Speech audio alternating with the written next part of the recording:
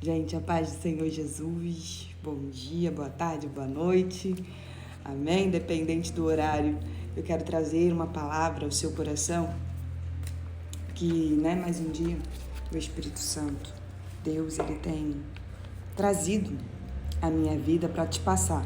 Tá uma barulhada de caminhão ali, viu? Vamos ver se a gente consegue, amém?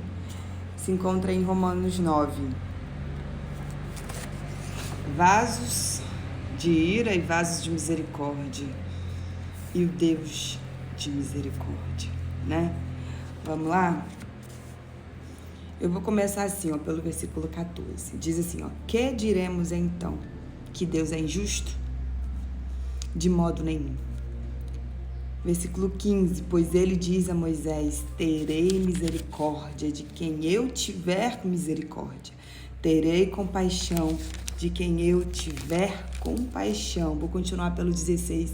Assim, pois, isto não depende de quem quer ou de quem corre, mas de Deus que tem misericórdia. Vou continuar pelo 17 e 18, porque a Escritura diz a Faraó, foi para isto mesmo que eu o levantei, para mostrar em você o meu poder e para que o meu nome seja anunciado em toda a terra. Logo, Deus tem misericórdia de quem quer e também endurece a quem quer. Paulo, ele começa esse texto, sentindo grande dor. Por quê?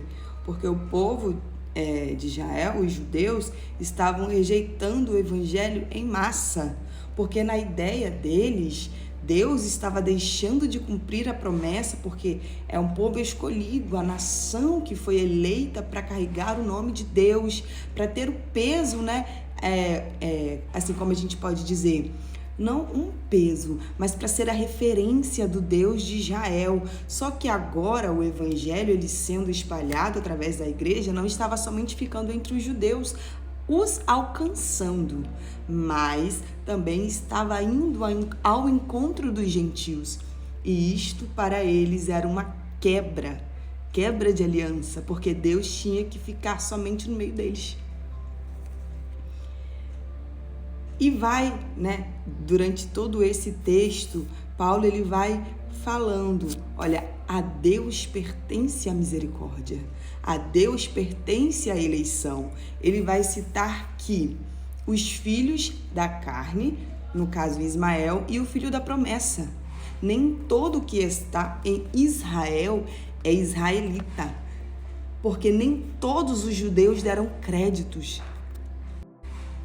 Como eu estava dizendo, nem todos os judeus deram crédito ao evangelho, pelo contrário, eles perseguiram a Jesus, continuavam perseguindo a igreja, então nem todos deram crédito, ao sacrifício de Cristo, aceitaram Jesus como Salvador das suas vidas, como um novo e vivo caminho.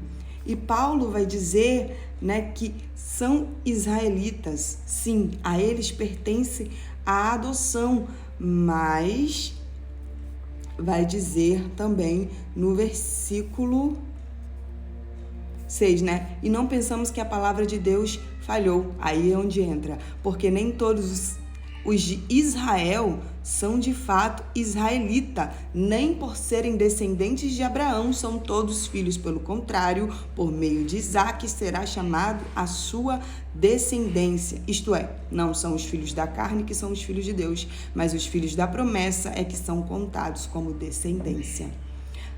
Aqui ele vem dizer sobre o episódio onde a ansiedade de Abraão, de sua mulher Sarai, eles colocaram ali Agar para poder também ter um relacionamento com Abraão ali, e gerou Ismael, um filho da ansiedade, porque havia uma promessa em que Abraão geraria uma criança, mesmo sendo avançado em idade, mas Deus ele cumpre as suas promessas, só que nós muitas das vezes queremos intervir, ajudar a Deus. E essa ajudinha traz muitos problemas, Muitas coisas que deveriam ter sido evitadas. E agora a gente vê que Israel, por ser da linhagem, não é de Abraão, do patriarcado, nem todos estavam debaixo dessa promessa, porque não o receberam, não creram nele. E Paulo aqui está dizendo, nem todos que são de Israel são israelitas.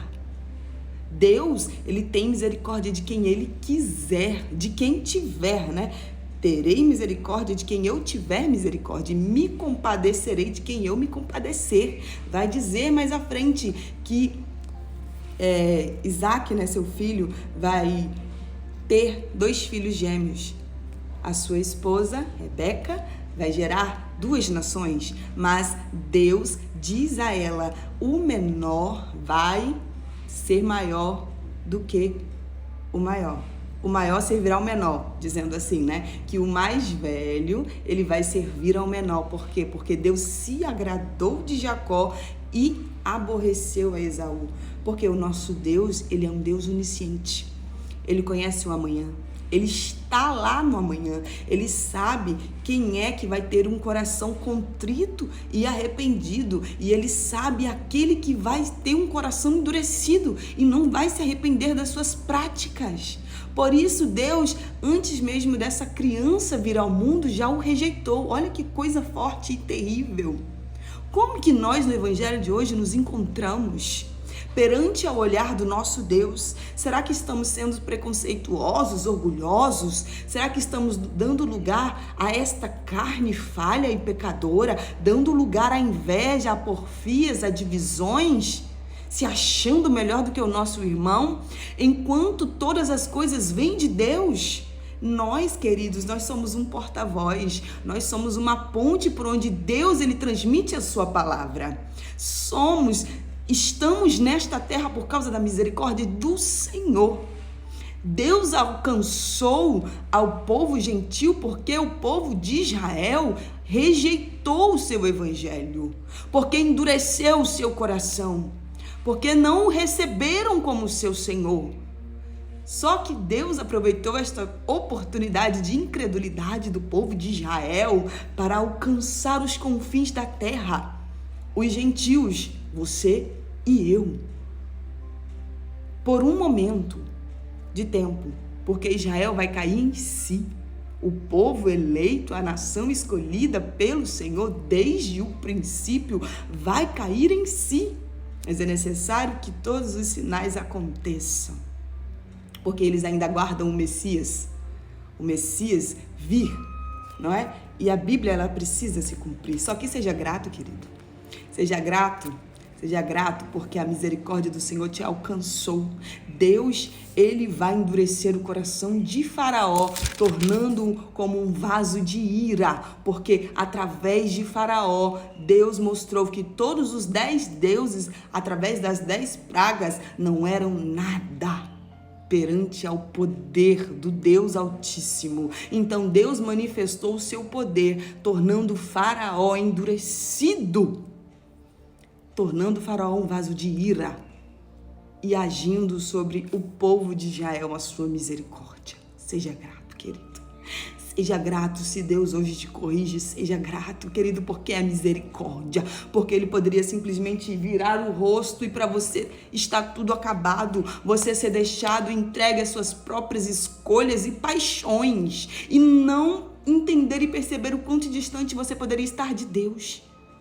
Porque o rosto do Senhor não estaria mais voltado para você. Então agradeça, porque ainda tem alguns que se levantam para pregar a palavra com verdade, porque hoje em dia eles querem colocar a ciência dentro da igreja. E sim, a palavra de Deus, ela é verdade, só que a ciência hoje em dia, ela está meio que corrompendo. Desperta, acorda